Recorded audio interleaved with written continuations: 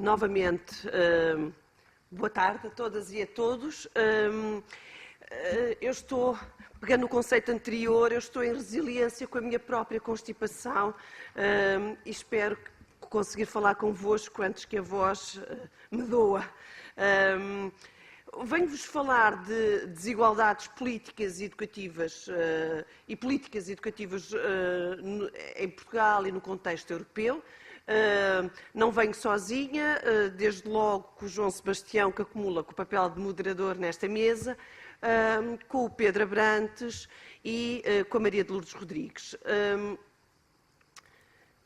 Aqui o grande objetivo desta apresentação é, em primeiro lugar, fazer um reconhecimento das desigualdades educativas em Portugal e o seu enquadramento no contexto europeu, ver daí as suas principais expressões, mas também dinâmicas, como é que têm evoluído, e propõe-se ainda, numa leitura conjugada, como é que a proposição política e a formulação de medidas que tinham como promessa ao fim interferir na equidade, como é que podemos ler estas duas vertentes de forma conjugada.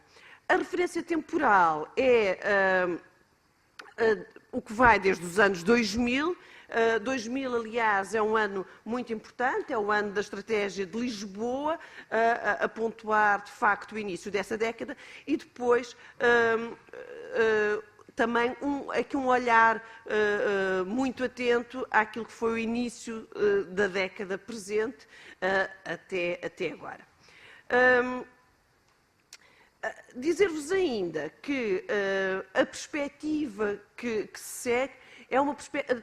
Temos visto, aliás, como é que as desigualdades educativas são elas próprias uma dimensão das desigualdades muito importantes. Não são só uma dimensão como se correlacionam de forma muito premente com, como vimos de manhã e agora à tarde, com o trabalho, com as condições de vida, com os estilos e modos de vida, com a participação política, com os nossos posicionamentos sobre uma série de questões da vida dos indivíduos e, portanto, ela tem sido, de facto, uma área de especial atenção pelas políticas educativas, mas também pelas políticas com uma intervenção mais conjugada. Começo por um indicador. Eu vou apresentar poucos indicadores, mas dizer-vos que primeiro começo por aqueles que já não estão no sistema e depois olho para os que estão no sistema e como é que o próprio sistema educativo tem evoluído do ponto de vista do seu desempenho. O abandono escolar é dos indicadores que melhor reflete, que é uma das melhores expressões, no fundo, de desigualdade, uma circunstância de desigualdade no próprio sistema. Portugal tem vindo a diminuir, não tem sido tem sido uma diminuição muito importante, mas não linear. Ou seja, tivemos, apesar dos momentos de grande distância em relação à Europa, essa distância nem sempre se foi quebrando de forma sistemática. Curioso é ainda que, depois de vários anos, sobretudo a partir de 2008, de quebra intensa neste indicador de abandono, os últimos 2 anos, 3 anos foram, e isto apesar de pouco, foram de abrandamento e até de subida dos valores neste indicador. Este indicador reage em diferido a uma série de políticas, porque ele acontece depois de um percurso isto está estudado, há vários estudos que contribuem para esta noção, que é a ideia de que a decisão do abandono vem depois de insucesso repetido, ou seja, não é uma reação imediata a uma política ou a uma circunstância até individual.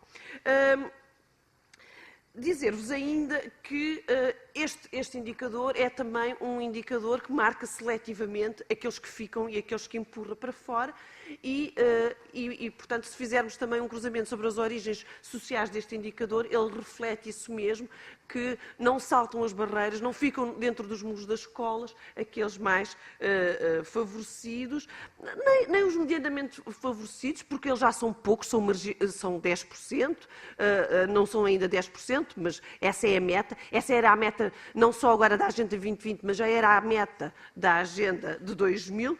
E dizer ainda outra coisa. Para além das desigualdades sociais que este indicador pode refletir, ele reflete ainda outro, que é a questão de os rapazes e as raparigas dentro do sistema. E o que se tem visto sistematicamente é que, não só para o conjunto da Europa, mas aí essa diferença é ligeira, os rapazes abandonam mais que as raparigas o sistema escolar, mas em Portugal essa desigualdade é ainda muito mais vincada. Uma das propostas que nos devem fazer pensar, e até do ponto de vista das políticas e da sua definição, é em que circunstâncias é que isto acontece e que efeitos é que isto poderá ter, ou seja, nos cursos de vida destas pessoas.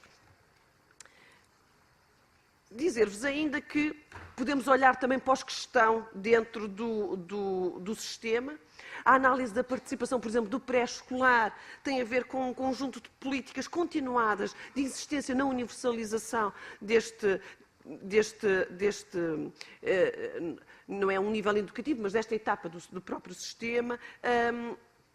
O seu processo de quase universalização contribuiu muito para a diminuição exemplar das desigualdades neste lugar, nesta etapa do sistema.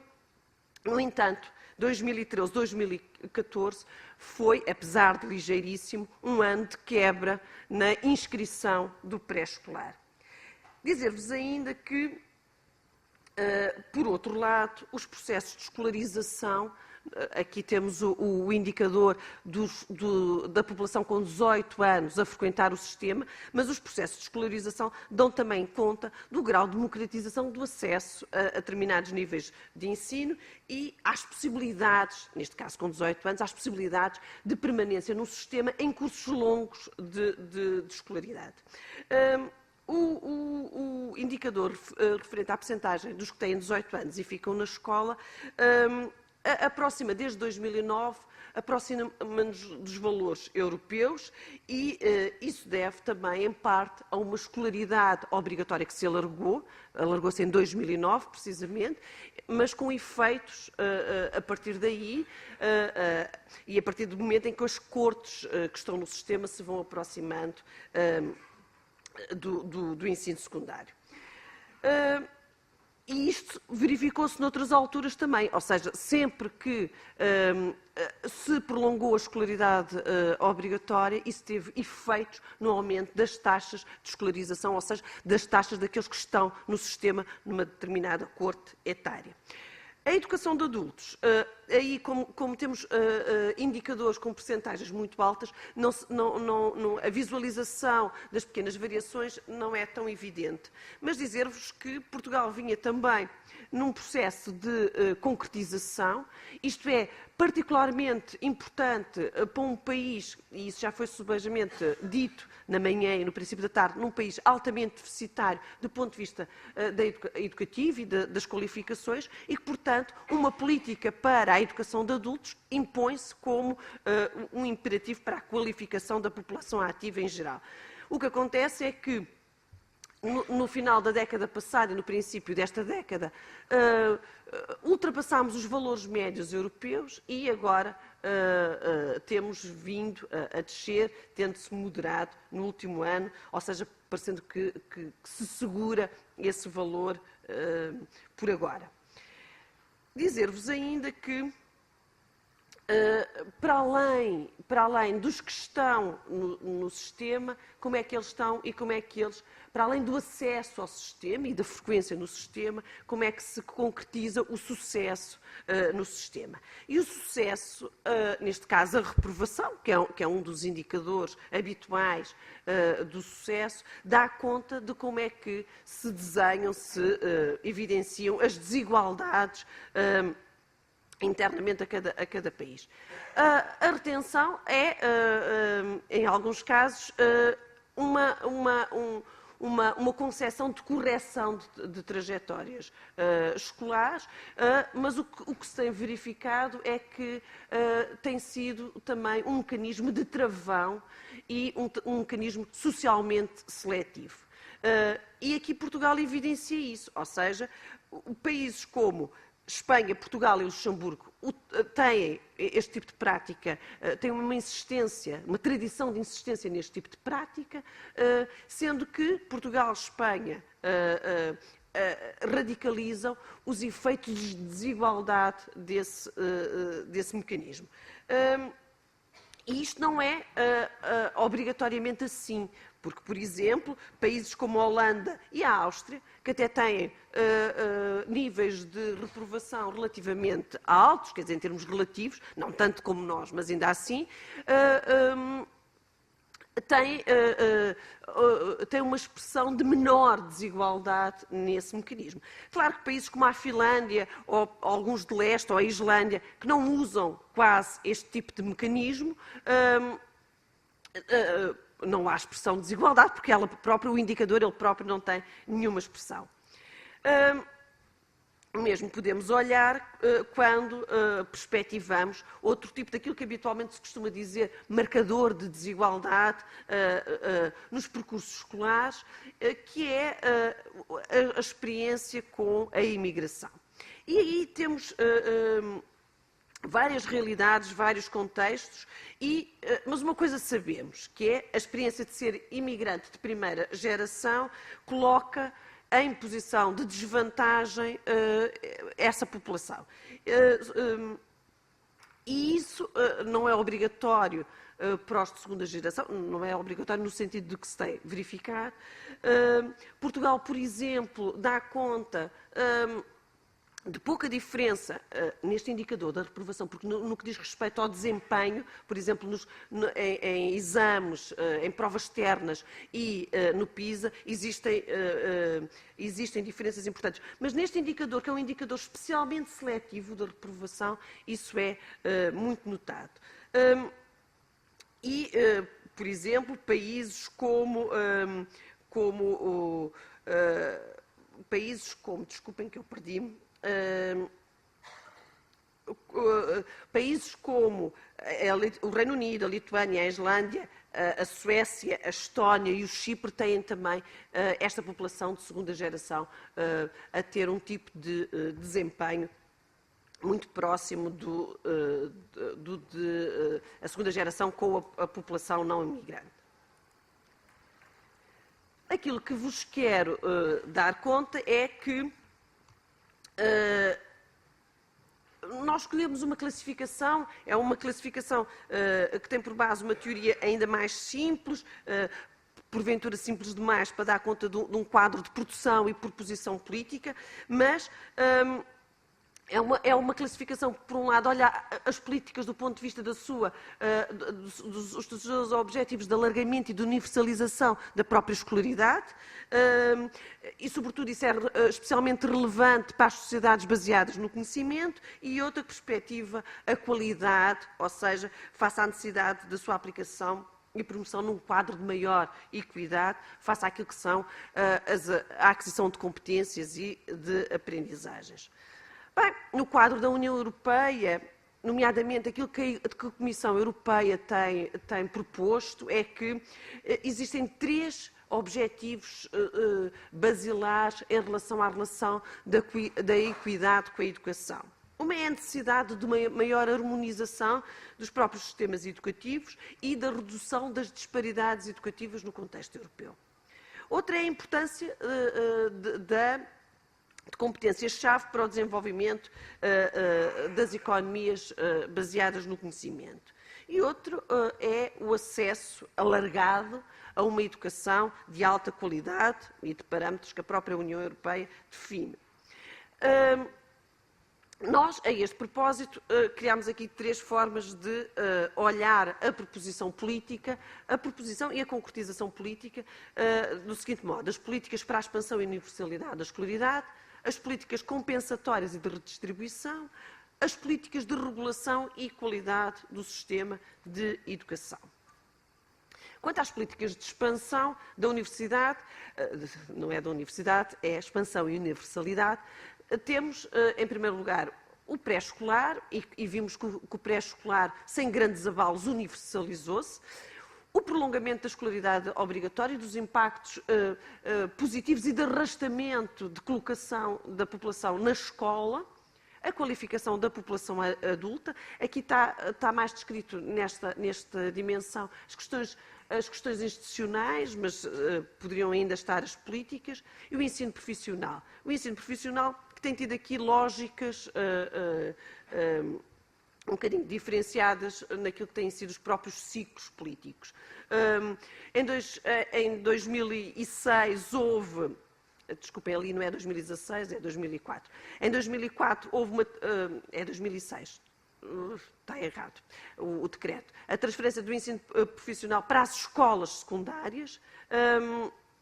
Em 2006 ainda houve um sentido alargado para todo o básico dos cursos de educação e formação, e depois deste ciclo político o que tivemos foi um outro entendimento do que é o ensino profissional e aquilo que é o entendimento das trajetórias e de uma oferta mais plural, com uma carga mais seletiva, ou seja, ensaiou-se em 2011 pela primeira vez a dualização do sistema, que não acontecia assim desde a lei de bases do sistema educativo, em que o sistema, mesmo ao nível do ensino secundário, estaria unificado. E, portanto, isso criou aqui uma disrupção política que convém ler depois à frente. E depois as políticas de regulação e de qualidade. A autonomia escolar, e aqui a autonomia escolar pode ser entendida de várias maneiras, a literatura fornece pistas diferentes, mas, por exemplo, a autonomia escolar pode ser entendida como maior capacitação das escolas para ajustar as suas políticas organizacionais e institucionais a populações diferenciadas e mais desfavorecidas, porventura, e tem, por outro lado, que a autonomia radicalizada pode ter interferências na forma como os diretores, os responsáveis de agrupamentos e de escolas influenciam a própria seleção e filtros na própria rede escolar. E, portanto, pode criar-se ao limite uma elitização por um lado e uma guetização de escolas por outro. Também os instrumentos de aferição de desempenho dos estudantes, o PISA, que acontece de 2000, que é um instrumento externo, internacional, e também as provas dos alunos. Em 2012 foram introduzidos os exames em todos os ciclos do ensino básico, incluindo no 4º ano. Isto teve um efeito do ponto de vista de uma concepção que alinha com uma maior seletividade e até com uma concepção para as políticas e para os seus objetivos centrados na excelência. Temos estado aqui a falar muito, na manhã... Desculpem, na manhã falou-se um pouco que houve aqui uma altura da retirada da agenda das desigualdades sociais. Isso tem muito a ver também com o contexto e com as relações com as políticas. Na educação houve ainda a naturalização dessas desigualdades. E isso foi refletido em instrumentos de seletividade, como aqui registamos. E depois os instrumentos para a melhoria do ensino e da aprendizagem, que vão desde os planos de recuperação, eu falo sobretudo desde os anos 2000, não é? Do Plano de Ação para a Matemática, o Plano Nacional de Leitura e o Plano Tecnológico de Educação, e já em 2016, com este novo governo, com o Programa Nacional de promoção do sucesso escolar. E depois as políticas compensatórias e de redistribuição. A compensação territorializada, ou seja, a intervenção em contextos próprios vulneráveis e que a via educativa completa e é estratégica do ponto de vista de uma concepção educativa para uma maior equidade. Os TAPE são o símbolo desse tipo de políticas. Eles existem desde os anos 90, mas mantêm-se, nunca foram interrompidos, embora foram desinvestidos, ou seja, houve um menor investimento nos últimos anos, que agora se está a pensar reatualizar, e também a proteção e a ação social, nomeadamente a escolar, que foi indexada aos próprios escalões do abono de família, as bolsas de estudo e os passos escolares, que, entretanto, mais tarde foram outra vez desinvestidas. E depois, a ideia também da escola no apoio à família. Tivemos e temos a escola a tempo inteiro, que reuniu a componente de apoio à família no que diz respeito de apoio à família ao pré-escolar, sobretudo, aos prolongamentos do pré-escolar, e depois as atividades de enriquecimento curricular com uma oferta gratuita para este serviço. Depois, teve-se outro entendimento, reduziu-se com o argumento da crise, e eu estou a acabar. Temos então as conclusões, não é? E dizer-vos o seguinte. Como vimos, os indicadores variam, não é? Como é próprio dos indicadores e das suas dinâmicas. E aquilo que temos num sentido alargado é que o que aconteceu nestes últimos quase 20 anos foi, de facto, um processo de democratização e de alargamento da escolaridade. Não devemos desmerecer este processo. Este processo foi forte, foi muito visível, mas não foi isento de problemas. Ou seja, aos feitos realizados pelo sistema educativo, continuam ainda, que não foram lineares os seus resultados, mas, por relação às desigualdades na educação, podemos ainda dar conta de mecanismos de estratificação, que se repercutem tanto no acesso, agora menos, ainda assim, como no sucesso e nas carreiras escolares. E depois, quando consideramos as políticas educativas que operam na seletividade escolar, onde as dimensões organizacionais e pedagógicas das escolas são inclusivas no trato da diversidade, e não menos importante, quando as políticas educativas atuam em articulação, ou seja, numa intervenção mais sistémica com outras políticas públicas e sociais, torna-se mais evidente o contrariar as condições de vida adversas e também os efeitos positivos numa maior equidade educativa. Dizer-vos ainda que a interrupção das políticas que vêm numa certa dinâmica, acrescentando o seguinte: desde a lei de bases, desde o 25 de Abril, tem havido um efeito das políticas de tipo incremental. Pelo menos nos objetivos e na proposição fixada, com algumas variações ideológicas e dos seus significados. Mas o que houve a partir desta década foi uma disrupção no sentido das políticas. E o que aconteceu com essa disrupção é que se quebraram dinâmicas e foi quase uma forma imediata. E o que acontece é que agora, numa retoma de proposição das políticas, até no sentido de continuidade anterior, os efeitos de mobilização tornam-se muito mais difíceis, ou seja, os efeitos das políticas que se estão a propor agora são então muito mais complexos. E peço desculpa se me demorei um pouco mais, e dou lugar, muito obrigada, dou lugar aos seguintes.